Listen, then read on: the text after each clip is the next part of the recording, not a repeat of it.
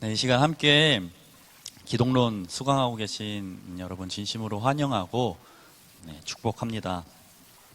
오늘은 기독론 두 번째 시간을 진행하고자 합니다. 오늘 우리가 함께 살펴볼 내용은 명칭으로 알아보는 예수님에 대한 내용입니다. 근데 이 강으로 들어가기 전에 저번 주에 어떤 내용을 우리가 배웠었는지 잠깐 한번 짚어보는 시간을 갖도록 하겠습니다. 혹시 저번 주 강의 내용을 기억하시는지요?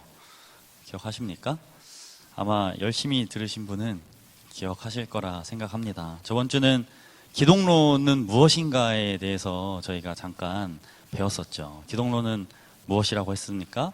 바로 예수님을 알아보는 학문이 바로 기독론이다라는 것을 우리가 살펴보았죠. 그렇다면 우리는 예수님을 알아보는 학문인 이 기독론을 왜 배워야 할까요?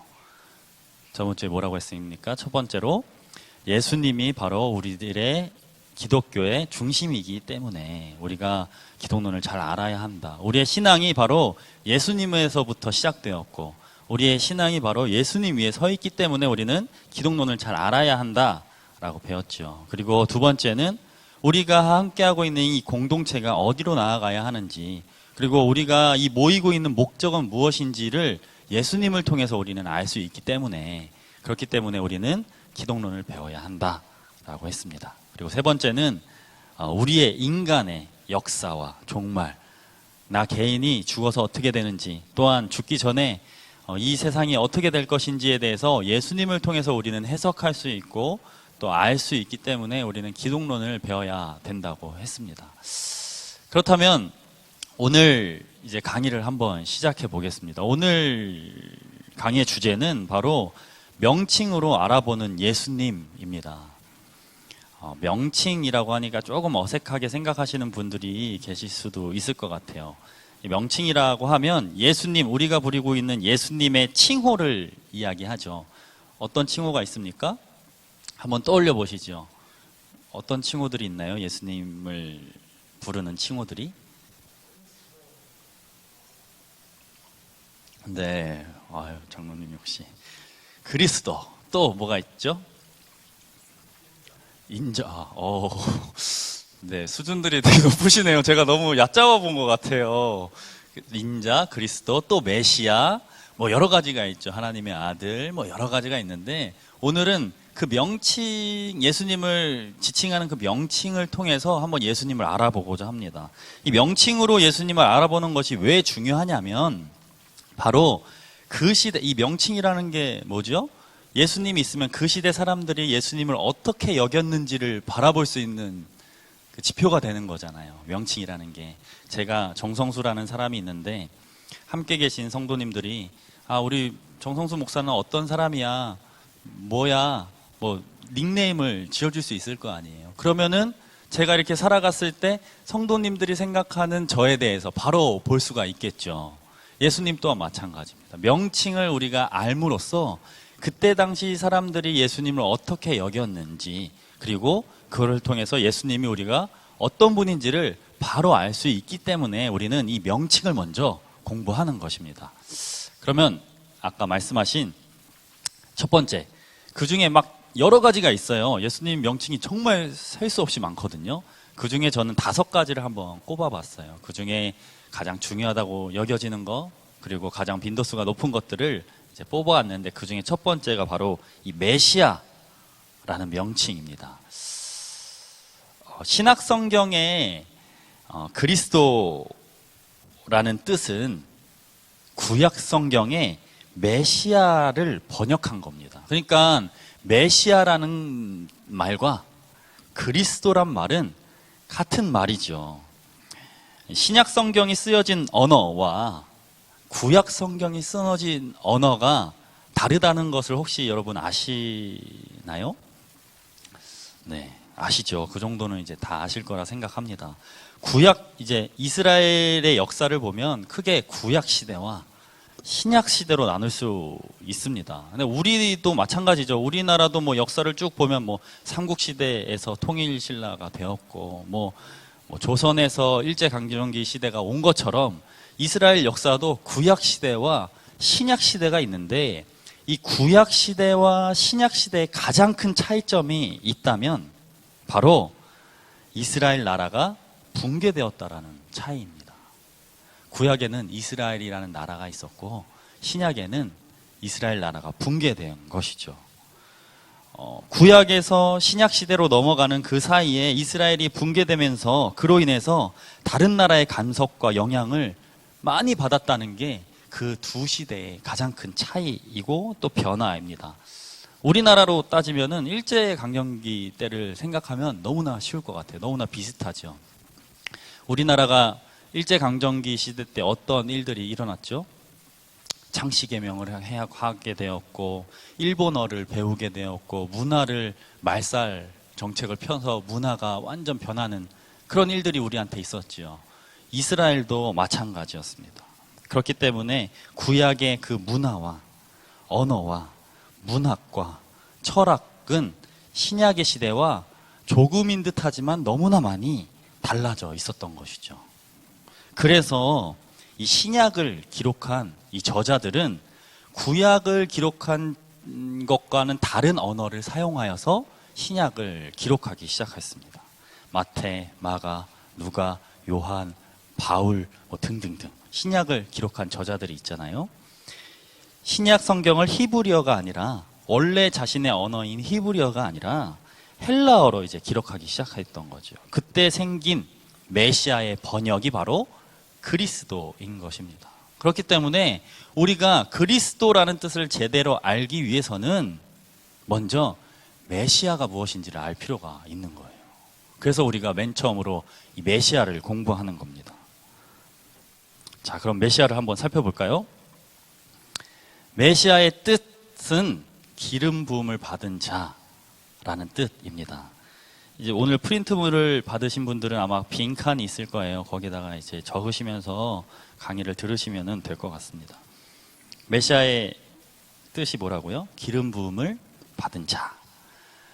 여기서 이제 기름 부음을 받았다는 건데 누구한테 기름 부음을 받았냐 하면 바로 하나님에게 기름 부음을 받았다라는 얘기가 되겠죠. 하나님께 기름 부음을 받았다라는 것은 어떤 뜻이냐면 하나님께 인정을 받았다라는 뜻입니다. 또 다르게 말하면 하나님에게 택함을 받았다라는 뜻이죠. 하나님께 기름 부음을 받은 사람 했을 때 가장 먼저 떠오르는 사람이 누구일까요? 네, 왕들이 떠오르죠. 그 중에서 가장 우리가 존경하고 또 가장 유명한 분은 바로 다윗 왕이죠. 이것처럼 하나님께 기름 부음을 받았다는 것은 사실상 왕을 뜻하는 말입니다. 그러니까 메시아라는 것은 결국 왕을 지칭하는 말이죠. 그런데 이때 당시에 왕이라는 것, 그 이스라엘 사람들이 살았던 그 고대 시대의 왕이라는 것은 신의 대리인을 상징하였습니다. 기름 부음 받은 자기 때문에. 기름 부음을 받았다는 것은 결국 위탁을 받았다는 것이고, 위탁을 받았다는 것은 하나님의 사람이라는 뜻이지요. 그런 의미에서 이스라엘에게 왕이 있었는데 진정한 왕은 하나님이시고, 그리고 기름 부음을 받은 왕은 하나님의 대리인으로 생각을 하였던 거예요. 그렇기 때문에 이때 당시에 왕은 여러 가지의 의미가 있었지만 우리가 생각하는 그냥 단순히 백성을 통치하는 왕 정도의 일이 아니었던 거죠. 왜냐하면 하나님께 택함을 받은 사람이었기 때문에. 그렇기 때문에 이때 시대의 왕은 첫 번째로는 정치적인 절대 권력자를 의미하는 말이었고, 메시아 왕은, 그리고 두 번째로는 이게 중요합니다. 종교적인 신적 존재를 의미하는 사람이었습니다. 예를 들면 우리가 다윗 왕도 얘기했지만 고대 이집트에 보면 파라오 왕이 있죠. 파라오 왕은 그저 권력만 가진 사람은 아니었습니다. 마치 신과 같은 사람이었던 거죠. 그때 당시에 왕이라 함은 정치적인 절대 권력을 가진 사람 플러스 종교적인 신적 존재였던 것입니다. 그렇다면 이스라엘에게 있어서 이 메시아 사상, 언제부터 시작되었을까요? 이스라엘이 처음 시작됐을 때부터 이 메시아 사상이 시작된 건 아닙니다. 이 메시아 사상이라는 것은 왕이 생기기 시작한 그때부터 조금씩 자리 잡은 것이 바로 이 메시아 사상입니다. 아마 다윗 왕조가 시작되면서부터 서서히 메시아 사상이 이스라엘에게 자리 잡은 것 같아요. 우리는 그냥 메시아라고 하면은 그냥 이스라엘 처음부터 막 그런 메시아라는 게 뭐 구전으로 전해져서 온 것처럼 생각하지만 그렇지 않습니다. 이 메시아 사상은 다윗 왕이 생기기 시작하면서 이상적인 왕을 이스라엘이 경험하기 시작하면서 이 메시아 사상이 조금씩 자리 잡기 시작한 거죠. 그러다가 그 메시아 사상이 강력해지기 시작한 것은 바로 언제냐? 위기를 겪게 되면서입니다. 이스라엘이 위기를 겪으면서 어떤 위기를 겪나요? 맨 처음으로 남북으로 나눠지죠. 남북으로, 솔로몬 이후에 남북으로 나눠지죠. 그리고 남북으로 나눠진 그 왕들이 어떻게 합니까? 폭정을 막 시작합니다. 막 백성들을 못 살게 굴죠. 막 억압하고 다스리고 막 권위로 찍어 누르고 힘으로 막 부리고 그런 폭정이 시작되고, 또 나아가서 주변 강대국들의 이제 막 침략을 받죠. 이집트, 아수르, 바벨론과 같은 강대국들의 침입에 의해서 이스라엘이 막 위기에 처하게 되니까 막 억압받고 고통받는 그 백성들 사이에서 이 메시아 사상이 스물스물 올라오기 시작하는 겁니다. 아, 예전에 이상적이었던 왕, 그 다윗 왕이 다시 왔으면 좋겠다. 다시 우리나라가 그런 이상적인 다윗 왕이 와가지고 우리나라가 다시금 좋아졌으면 좋겠다 라는 이상적인 왕을 고대하기 시작하면서 이 메시아 사상이 강력해진 거죠. 그런데 이때 이 메시아 사상을 더 굳건하게 하는 요소가 있었습니다. 그 요소는 바로 예언자들입니다. 막 나라가 어려워지고 막 왕들이 폭정을 하고 종교 지도자들은 정신 못 차리고 막 이상한 일을 하고 뭐 이제 강대국들은 막 침략을 하니까 예언자들이 일어나기 시작하죠. 예언자들이 일어나면서 희망의 메시지를 선포합니다. 여러분, 곧 있으면 악인들을 다 처단하고 우리나라를 다시 구원할 메시아가 올 것입니다 라는 예언들이 선포되기 시작됩니다. 한번 우리 찾아볼까요? 이사야 58장 구체적으로 어떤 내용들이 선포되는지 한번 찾아보겠습니다. 이사야 58장 1절부터 12절, 좀 길지만 중요한 내용이라서 한번 읽어보았으면 좋겠습니다. 네, 이사야 58장 1절부터 12절 말씀입니다. 예언자들이 일어나서 이런 얘기를 하는 거예요. 58장 1절부터 12절 제가 한번 읽어보겠습니다. 크게 외치라. 목소리를 아끼지 말라. 내 목소리를 나팔과 같이 높여 내 백성에게 그들의 허물을, 야곱의 집에 그들의 죄를 알리라. 그들이 날마다 나를 찾아 나의 길 알기를 즐거워함이 마치 공의를 행하여 그의 하나님 규례를 저버리지 아니하는 나라 같아서 의로운 판단을 내게 구하며 하나님과 가까이 하기를 즐거워하는도다. 우리가 금식하되 어찌하여 주께서 보지 아니하시오며 우리가 마음을 괴롭게 하되 어찌하여 주께서 알아주지 아니하시나이까. 보라, 너희가 금식하는 날에 오락을 구하며 온갖 일을 시키는도다. 여기서 이 말은 무슨 말이냐면 금식한답시고 자기는 쉬면서 종을 부린다는 얘기예요. 4절입니다. 보라, 너희가 금식하면서 논쟁하며 다투며 악한 주먹으로 치는도다. 너희가 오늘 금식하는 것은 너희의 목소리를 상달하게 하려는 것이 아니니라. 이것이 어찌 내가 기뻐하는 금식이 되겠으며 이것이 어찌 사람이 자기의 마음을 괴롭게 하는 날이 되겠느냐. 그의 머리를 갈대같이 숙이고 굵은 배와 재를 펴는 것을 어찌 금식이라 하겠으며 여호와께 연락될 날이라 하겠느냐. 내가 기뻐하는 금식은 흉악의 결박을 풀어주며 멍에의 줄을 끌어주며 압제당하는 자를 자유롭게 하며 모든 멍에를 꺾는 것이 아니겠느냐. 또 줄인 자에게 내 양식을 나누어 주며 유리하는 빈민을 집에 들이며 헐벗은 자를 보면 입히며 또 내 골육을 피하여 스스로 숨지 아니하는 것이 아니겠느냐. 그리하면 내 빛이 새벽같이 비칠 것이며 내 치유가 급속할 것이며 내 공의가 내 앞에 행하고 여호와의 영광이 내 뒤에 호리하리니. 이러한 메시지들이 예언자를 통해서 누구한테 선포되기 시작했냐면 왕들에게, 그리고 종교 지도자들에게 선포되기 시작한 것이죠. 주된 메시지는 이겁니다. 하나님께서 악인에게 심판할 날이 반드시 올 거다. 그리고 그러할 메시아를 보내주실 것이다. 가까웠다. 그러니까 너희 왕들, 정치적인 지도자들 또는 종교적인 지도자들 더 이상 불의를 행하지 말아라. 백성들에게 악과 폭정을 거두고 회개하고 돌아서라 라는 것을 선포하기 시작하는 것입니다. 하나님의 뜻은 이거다 라면서 말이죠. 결국 이때 당시 구약에 나온 메시아 사상은 쉽게 세 가지로 이야기하자면 적국으로부터 구원되는 것, 그리고 해방시키는 것, 그런 존재가 메시아인 거죠. 그리고 두 번째로 폭정으로부터 해방시키는 존재. 이 땅에 방금 이 이사야서를 읽었듯이 공의와 정의와 인애가 실현되는 그 소망 자체가 메시아 사상이라는 것입니다. 결국 어떻게 됩니까? 평화를 가져올 다윗과 같은 왕을 하나님께서 우리에게 보내주실 것이다 라고 기대하는 소망이 바로 뭐라고요? 구약시대의 메시아 사상이었던 거죠.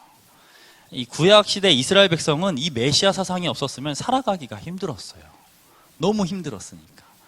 그렇기 때문에 계속 이게 전승되었던 거예요. 메시아 사상이. 우리 언젠가는 하나님이 우리를 구원하실 거야. 메시아를 우리에게 보내주실 거야 라는 이 메시아 사상이 이스라엘 백성에게 팽배하기 시작했던 것이죠. 이 구약의 메시아가 그렇다면 어떻게 신약의 그리스도로 그리고 예수님으로 이어지게 될까요? 그것은 바로 이사야의 말씀 7장 14절의 말씀으로 인해서 이 구약의 메시아 사상이 신약의 예수님으로 이어지게 됩니다. 이사야 7장 14절 제가 읽어보겠습니다. 그러므로 주께서 친히 징조를 너희에게 주실 것이라. 보라, 처녀가 잉태하여 아들을 낳을 것이요, 처녀가 잉태하여 아들을 낳을 것이요, 그 이름을 임마누엘이라 하리라. 이 메시아 사상의 단서를 지금 이사야가 전해주고 있는 거예요. 우리 메시아 하나님께서 분명히 보내주실 것이다. 보라, 처녀가 잉태하여 아들을 낳을 것이요, 그 이름을 임마누엘이라 하리라. 여기서부터 메시아 사상은 신약에 이르러 실제가 되게 됩니다. 이사야는 계속해서 이 메시아에 대해서 예언을 하죠. 이새의 줄기, 그러니까 이상적이었던 왕 다윗 왕에서 한 줄기 왕, 곧 메시아가 나올 것이다. 그러면서 막 쫙 예언을 하죠. 이것도 한번 찾아볼까요? 이사야 11장 1절부터 8절 말씀입니다. 이사야 11장 1절부터 8절.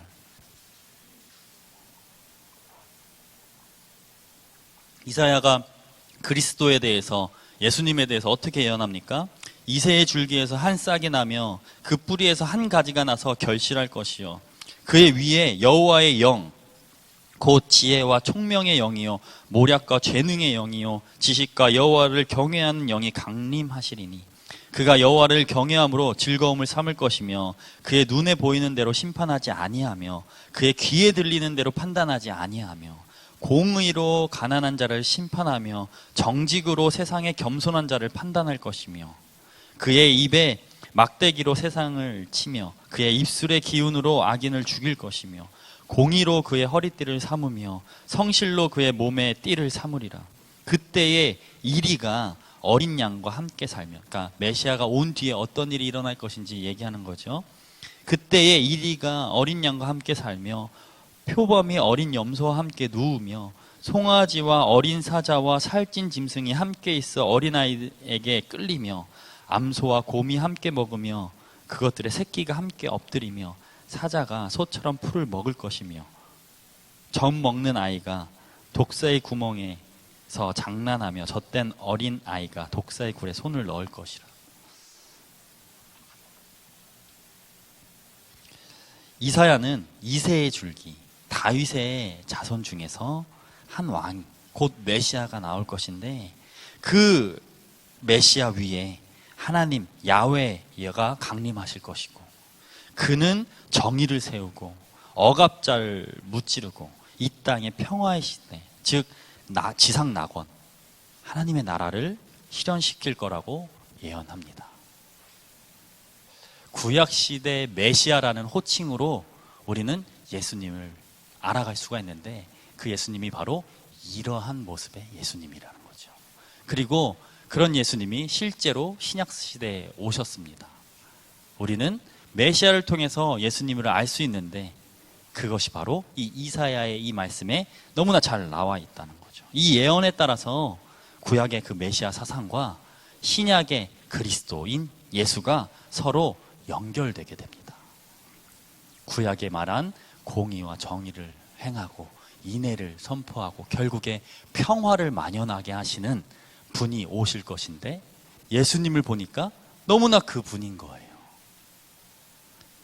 천의 몸에서 잉태하였고 예수님께서 선포하시는 말씀들과 행위들과 살아가셨던 모습들이 이 모습과 일치하는 거죠. 지금 왕들이 판단하는 것과는 전혀 다른 방법으로 판단하고 재판하는 것과는 전혀 다른 방법으로 재판하고 용서해주고 이런 예수님을 보면서 구약의 메시아와 신약의 예수님이 연결되게 된 것입니다. 우리는 이런 말씀에 의지하여서 예수님께서 하나님께서 보실 메시아고 그리스도임을 알게 되었고 또 그것을 믿는 것이 바로 그리스도인이라는 것입니다. 메시아란 이런 것이죠. 그러면 이러한 구약의 메시아를 신약에서는 어떻게 표현한다고 했습니까? 바로 그리스도라고 표현하기 시작했습니다. 그런데 어떠한 움직임들이 일어나게 되냐면 예수님의 제자들 그리고 예수님을 따르는 사람들이 예수님을 신약을 쓰면서 예수님을 그리스도로 연결시킨 거예요. 그러니까 메시아는 그리스도라고 했는데 그렇다고 그리스도와 예수님이 같은 것은 아니었잖아요. 근데 신약의 제자들이 그것을 연결시키기 시작합니다. 그리스도는 곧 예수님이야 라고 신약을 막 저자들이 적어 내려가지요. 그러면서 예수님은 곧 그리스도라고 표기를 합니다. 신약을 보면 예수님이 그리스도라는 표현이 500번 정도 나온다고 해요. 그러니까는 신약의 저자들은 부단히 노력을 한 겁니다. 구원의 그 메시아가 바로 예수님임을 증거하기 위해서 열심히 노력한 거죠. 그래서 많은 이들이 예수님이 그리스도임을 인지하게 됩니다. 성경에 보면 예수님이 그리스도임을 처음에는 귀신들이 알아채고 그 다음에는 제자들이 알아채죠. 베드로의 고백, 주는 그리스도시요 살아계신 하나님의 아들이다 라는 고백 아시죠? 그 다음에는 어떤 일이 일어나냐면 대중들과 예수님을 적대하는 사람들까지 예수님이 그리스도임을 인지하게 됩니다. 예수님이 십자가에 돌아가셨을 때 막 휘장이 갈라졌을 때 이 사람이 하나님의 아들이 아니었나 라고 얘기하지요. 인지하기 시작하는 겁니다. 많은 사람들에게 예수님이 그리스도로 인식하게 되면서 많은 대중들은 예수님에 대한 기대가 생기기 시작합니다. 메시아에 대한 기대인 거죠. 어떠한 기대일까요? 바로 정치적 해방. 이 예수님이 메시아면 우리는 이제 정치적으로 해방이 되겠구나라는 기대를 하게 됩니다. 그리고 두 번째로는 경제적인 풍요. 우리가 배를 굶어서 밥을 못 먹고 있는데 빵을 막 떼어주더니 5천 명을 먹이시는 걸 보고 우리가 이제 경제적으로 풍요해지겠구나라는 것을 기대하지요. 이때 당시 사람들이 생각했던 메시아는 거기까지였던 거예요. 우리를 정치적으로 해방시켜주고 그리고 우리를 배불리게 해줄 정도로 생각했던 거죠. 하지만 예수님께서 생각하셨던 메시아는 이 정도의 메시아가 아니셨습니다. 그렇기 때문에 예수님은 사역 초반에 본인이 메시아인 걸, 그리스도인 걸 숨기시지요. 이때 당시 이스라엘 백성들이 가지고 있었던 메시아, 그리스도상은 지극히 이기적인 것이었습니다. 너무나 이기적인 것이었어요. 에이, 목사님, 그래도 저거 보면 이기적인 것 같지는 않은데요. 정치적인 해방, 그리고 경제적인 풍요, 뭐 다 같이 잘 사는 거 아닙니까? 라고 얘기할 수 있겠지만, 이게 왜 이기적인 거냐면, 그 이스라엘 백성들은 그저 자기네들만 생각했거든요. 자기네들 민족이 구원받는 거, 자기네들 민족이 해방되는 거, 자기네들 민족이 잘 사는 거까지 생각했던 것이죠. 하지만 예수님이 생각했던 메시아는 그것을 넘어가는 메시아였습니다. 이스라엘 백성뿐만 아니라 이 세상 모든 만물들이 하나님이 뜻하신 대로 살아가는 것을 만드는 것이 메시아임을 예수님은 인지하고 있었던 거죠. 그래서 사역 초반에 그렇게 숨기셨던 거예요. 자신 메시아인 것을.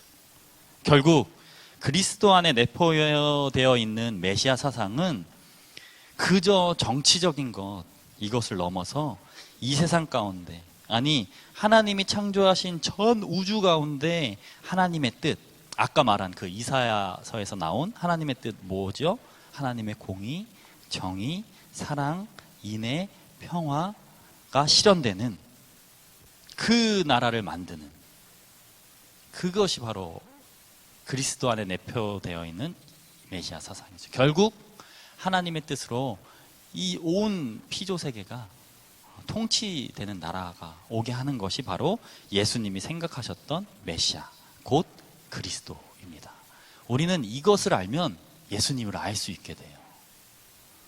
예수님이 생각했던 그리스도가 무엇인지 알아야 예수님이 어떠한 사역을 하셨고 그 사역에는 어떠한 의미가 있는지를 알게 되는 거죠. 결국 예수님이 원했던 것은 이런 것들이라는 것입니다. 그렇기에 그리스도라는 이 명칭은 우리에게 있어서 어떻게 지금 현재를 살아가는 우리에게 있어서 어떻게 받아들여지게 되었냐면, 구원을 해주시는 구세주의 의미로 그리스도라는 것이 자리 잡게 되었습니다. 근데 여기서 우리가 좀 생각해 봐야 될 것이 있어요. 여기서 구원해 주신다는 뜻이 우리가 생각했을 때는 좁은 차원의 구원만 생각하는 경우가 많은 것 같아요. 예를 들면 내가 죽으면은 천국에 가는 것, 이것이 구원이라고 생각하는 거죠.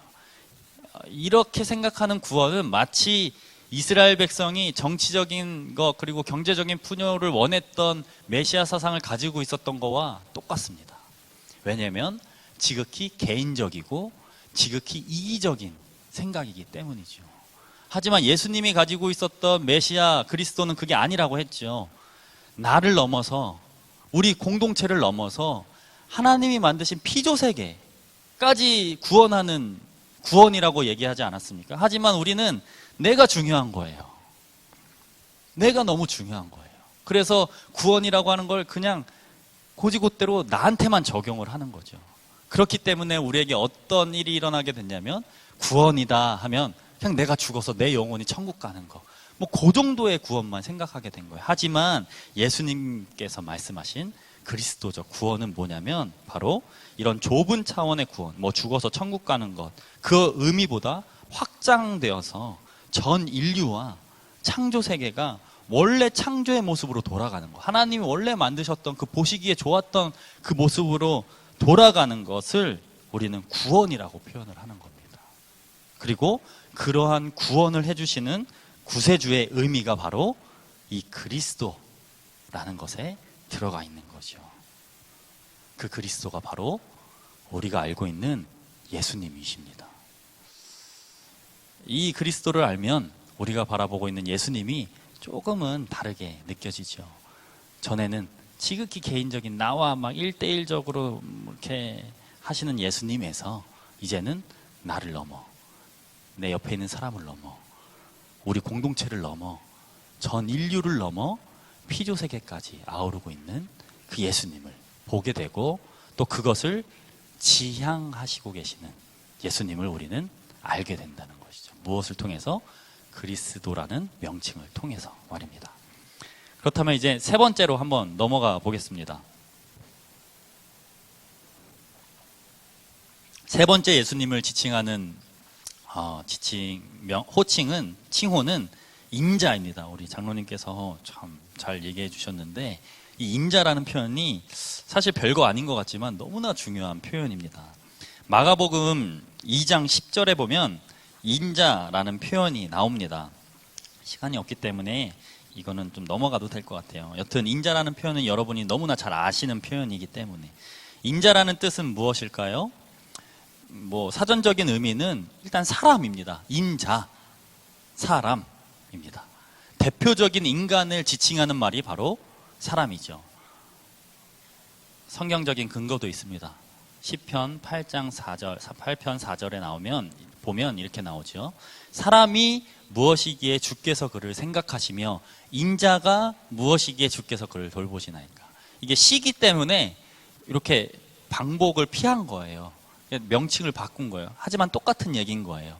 사람이 무엇이기에 주께서 그를 생각하시며 사람이 무엇이기에 주께서 그를 돌보시나이까. 그러니까 인자는 곧 사람이라는 뜻이라는 거죠. 첫 번째 뜻은 사람이라는 뜻입니다. 두 번째는 뭐냐면 종말의 때 새로운 시대를 가져올 신적 인물, 구세주지요. 메시아입니다. 종말의 때, 지금 막 암울한 이 시기에 새로운 시대, 하나님 나라를 가져올 신적인 인물이라는 뜻이 있다는 거죠. 다니엘서에 보면 이것에 대해서 잘 나와 있습니다. 한번 제가 읽어보겠습니다. 내가 또 밤 환상 중에 보니 인자 같은 이가 하늘 구름을 타고 와서 옛적부터 항상 계신 이에게 나아가 그 앞으로 인도되매 그에게 권세와 영광과 나라를 주고, 새로운 시대를 이제 얘기하는 거죠. 모든 백성과 나라들과 다른 언어를 말하는 모든 자들이 그를 섬기게 하였으니 그의 권세는 소멸되지 아니하는 영원한 권세요 그의 나라는 멸망하지 아니할 것이니라. 여기서 나오는 인자는 사람이 아니죠. 사람이 아닙니다. 신적인 어떠한 존재입니다. 그러니까 이 인자라는 간단한 표현 안에 두 가지 뜻이 모두 다 가지고 있는 거예요. 이해하셨나요? 네. 예수님은 이 인자라는 것을 어떨 때 많이 쓰셨냐면 자기를 지칭할 때 많이 쓰셨습니다. 내가 뭐뭐뭐뭐다, 내가 뭐 어떻게 했다라는 얘기 대신 인자가 어떻게 했고, 인자가 라면서 스스로를 명칭하는 말이 바로 인자였습니다. 재밌는 것은 이 인자라는 표현은 다른 사람이 예수님한테 붙여준 얘기가 아니에요. 예수님한테 인자여 이렇게 하지 않았다는 거죠. 스스로, 예수님께서 스스로 자기를 부를 때 인자라고 지칭하셨습니다. 예수님께서는 자기를 인자라고 표현하면서 아마 제가 생각할 때는, 그리고 많은 신학자들이 예측하기로는 중의적인 표현으로 인자를 쓰신 것 같아요. 맨 처음에 그 메시아적인 것을 숨기려고 하셨다고 했잖아요. 인자라는 표현에 그 두 가지 의미가 들어있으니까 자꾸 인자라고 표현한 것 같아요. 모르는 사람들이 봤을 때는 인자가 이렇게 얘기하면 사람이라고 표현하는구나 라고 느껴지게, 하지만 좀 아는 사람이 봤을 때는 하나님의 아들이구나 라고 알아챌 수 있게 중의적인 의미로 예수님께서 즐겨서 사용하셨던 것이죠. 마가복음에 보면 이런 이야기들이 많이 나옵니다. 그런데 인자의 특이한 점, 독특한 점은 뭐냐면 바로 예수님이 인자라는 명칭을 사용할 때 자신의 굴욕과 그리고 고난과 그리고 부활을 연결시킨다는 거예요. 한번 찾아볼까요, 우리? 마태복음 8장 20절 한번 찾아보겠습니다. 마태복음 8장 20절. 예수님이 뭐라고 말씀하시는지 한번 찾아보겠습니다. 8장 20절. 예수님께서 이렇게 말씀하십니다. 예수께서 이르시되 여우도 굴이 있고 공중에 새도 거처가 있으되 인자는 머리 둘 곳이 없다. 이 인자라는 표현을 사용하면서 뭐랑 연결시켰냐면 굴욕과 연결시키셨어요. 나는 갈 데도 없다, 이렇게. 그리고 또 순환과 고난에 대해서 연결시키십니다. 마가복음 8장 31절을 한번 보겠습니다. 마가복음 8장 31절. 이번에는 예수님께서 뭐라고 말씀하시면 인자가 많은 고난을 받고 장로들과 대제사장들과 서기관들에게 버림받아 죽임을 당하고 사흘 만에 살아나야 할 것을 비로소 그들에게 가르치시되. 인자가라고 하면서 순환을 연결시키시지요. 그리고 또 예수님은 인자라는 표현으로 이제 부활과 연결시키십니다. 마가복음 바로 옆에 있는데 9장 9절 보면 그들이 산에서 내려올 때 예수께서 경고하시되 인자가 죽은 자 가운데서 살아날 때까지는 본 것을 아무에게도 이르지 말라 하시니. 이게 왜 특이할까요? 인자라는 표현을 예수님께서 굴욕과 고난과 부활로 연결시켰는데 이게 왜 특이할까요? 왜냐하면 구약에 나오는 인자의 개념에서는 굴욕과 고난과 연결되어 있는 표현이 아니었기 때문입니다. 인자라는 개념에는 굴욕과 고난이 들어가 있는 단어가 아니었어요. 인자라는 단어는 그저 승리와 연관된 단어였습니다. 그리고 그저 영광과 관련된 단어였던 거죠. 하지만 예수님께서는 이 단어를 그저 승리와 그저 영광과만 연결시킨 것이 아니라 바로 인간의 사람으로서의 낮아지심과 겸비, 그리고 신으로서의 높이 들림과 영광 모두 지는 것으로 표현하기 시작했다는 거죠. 이 인자라는 단어를. 결국 인자라는 명칭을 통해서 우리가 알 수 있는 것, 예수님의 모습은 예수님은 그저 우리를 초월하신 어떤 신적인 모습을 가지고 계신 분일 뿐만 아니라 우리와 똑같은 분이시다는 거. 굴욕당하시고 고난당하시고 아픔당하시고 힘드셨던 분이라는 것. 그래서 우리와 똑같으시며 함께 하시고 인간의 고통을 다 함께 하시는 인간의 모습을 같이 가지신 분이라는 것을, 그리고 스스로 그렇게 여기셨던 분이라는 것을 우리는 이 인자라는 표현을 통해서 알 수가 있습니다.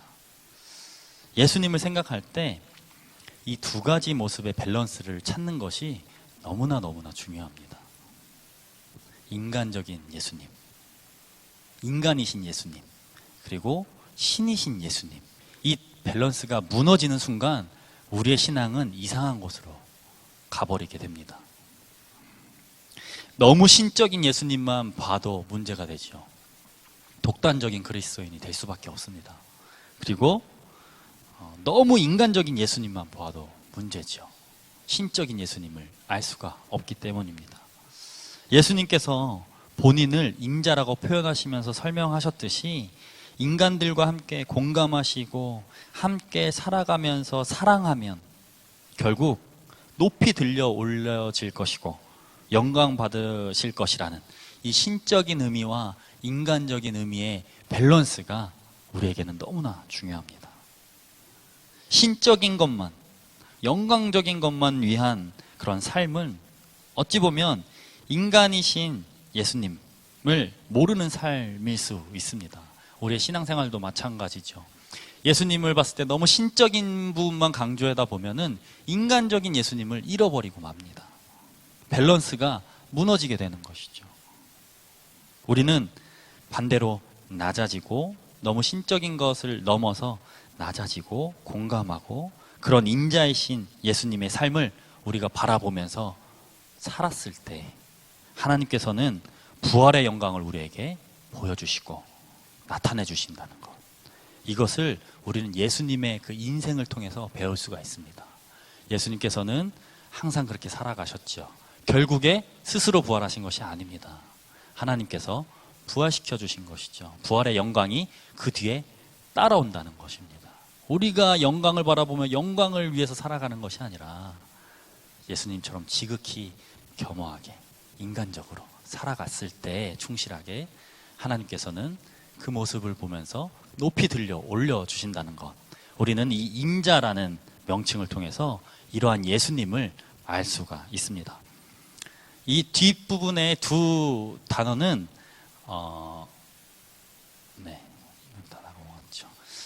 뒷부분의 이 두 단어는 사실 얘기하자면 너무 신학적인 부분이 많아서 제가 간단하게 소개하고 넘어가야 될 것 같아요. 일단 로고스라는 말 아시나요? 이 로고스라는 말은 헬라어, 그리스어입니다. 뜻은 말씀이라는 뜻인데 이때 철학자들이 어떻게 이 로고스라는 말을 사용하였냐면 절대 불변한 진리, 변하지 않는 어떠한 개념을 이야기할 때 로고스라는 말을 사용했어요. 그래서 곧 이 로고스는 하나님이다, 신이다 라고 이 철학자들이 여겼지요. 그런데 요한이 이 로고스의 개념을 예수님과 연결시킵니다. 예수님을 곧 신이라고 표현한 거지요. 그렇게 이 로고스로 알 수 있는 예수님은 바로 참신이신, 진리이신 예수님이라는 것을 우리는 알 수가 있게 됩니다.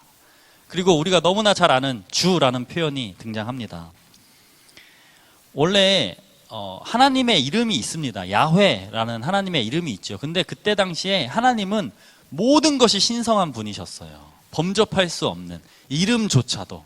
그래서 이스라엘 백성들은 하나님의 이름을 야훼라고 부르는 것을 되게 꺼려합니다. 신성한 것이기 때문에 우리 입으로 담을 수 없다라는 것이죠. 그래서 뭐라고 불렀냐면 아도나이라고 불렀습니다. 히브리어로 말하자면 주라는 표현입니다. 주님이라는 표현이죠. 그때부터 하나님은 주님이 되었던 것입니다. 이 주라는 단어는 그렇기 때문에 신적인 단어입니다. 신을 지칭할 때 주라는 단어를 많이 표현하죠. 하지만 신약에 나타나면서 예수님의 제자들이 예수님을 주라고 시인할 때가 많이 있습니다. 그런데 이때는 예수님 신이십니다 라는 의미보다는 내가 충성할 어떤 나의 주인님이십니다 라는 표현이 있습니다. 그렇기 때문에 이 주라는 단어는 단어적인 의미에서 신적인 단어와 아까 인자와 비슷하게 고백적인 의미로 충성할 대상이라는 의미를 가지고 있습니다. 이런 고백적인 의미와 또 신적인 의미가 모두 예수님에게 해당되는 거죠. 그러니까 우리에게 있어서 주님인 예수님은 어떤 분이십니까? 우리가 충성해서 따라야 할 대상, 그리고 신이신 예수님인 거죠. 우리가 주님이라고 고백할 때는 그 두 가지 의미가 다 들어가 있는 겁니다. 한 가지만 있는 것이 아니라. 이제 결론을 내려고 합니다.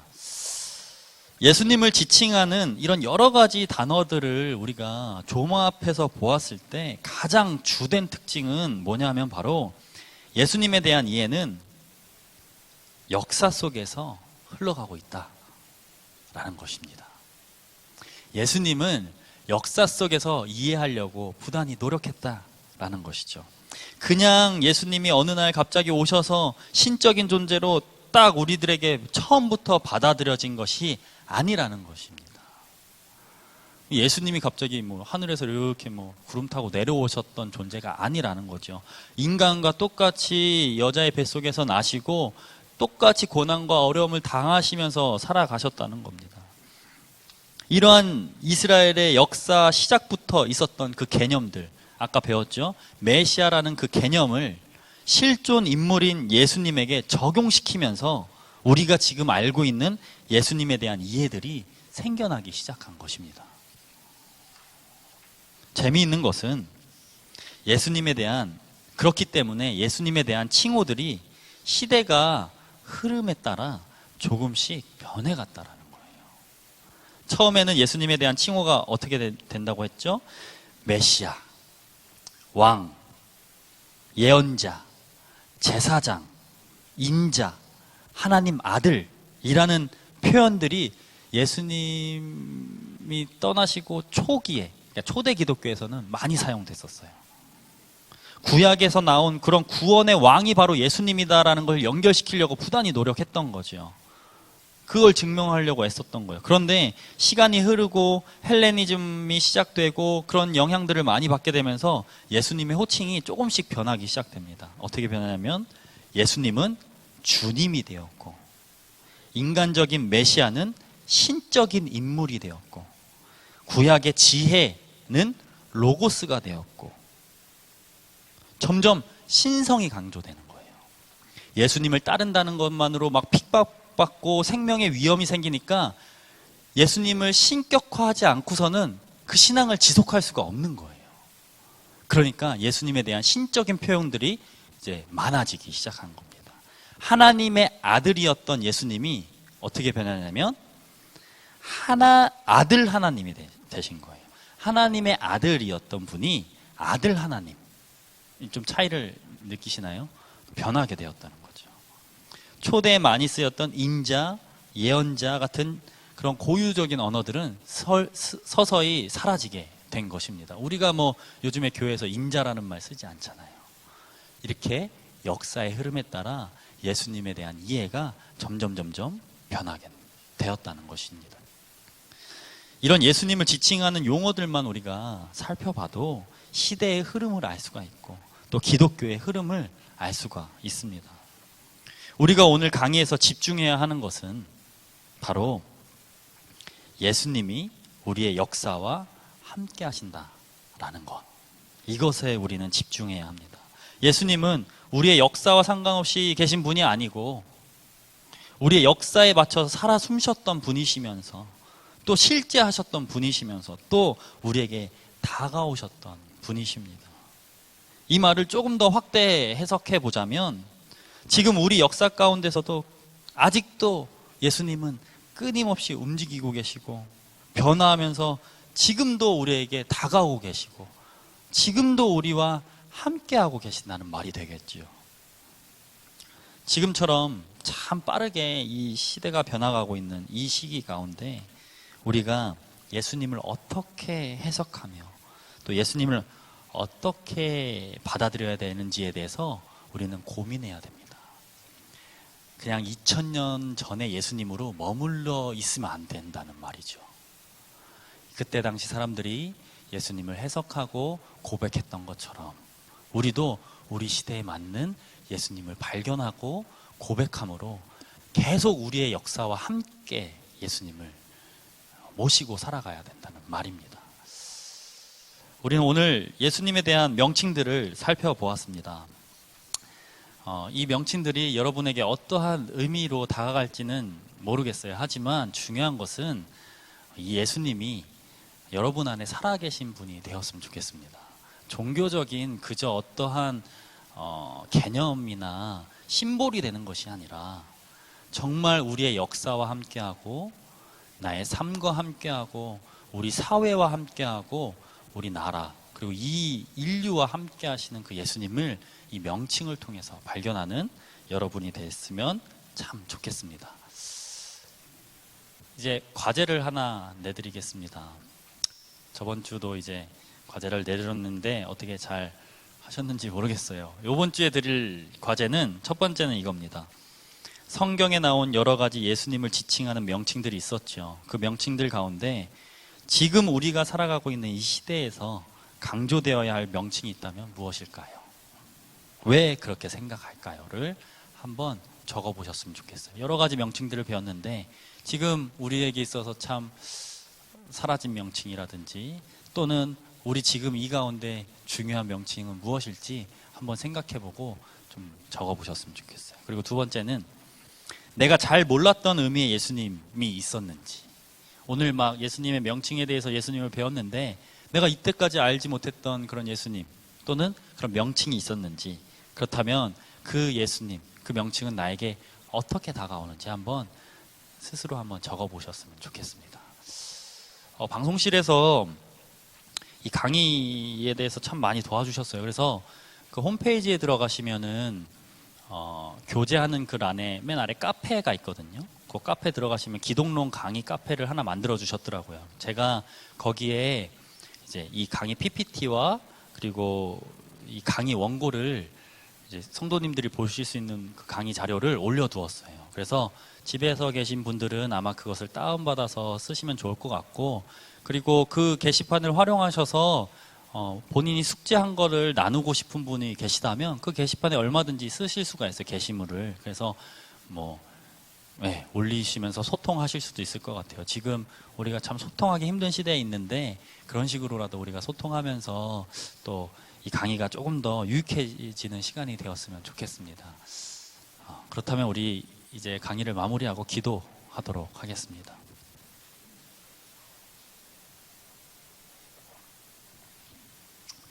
사랑의 하나님, 참 감사합니다. 우리에게 예수님을 보내주셔서 우리의 역사를 주관하여 주시고 또 우리와 함께 해주시며 우리를 버리지 않으신다는 것을 우리가 예수님을 통해 알게 되었습니다. 주님, 우리가 예수님을 항상 모시고 살아가는 우리가 되게 하여 주시고 우리가 만들어가는 그 역사 가운데 예수님의 뜻들이 만연해질 수 있도록 주여 함께 하여 주시옵소서. 감사드리며 예수님의 이름으로 기도드립니다. 아멘.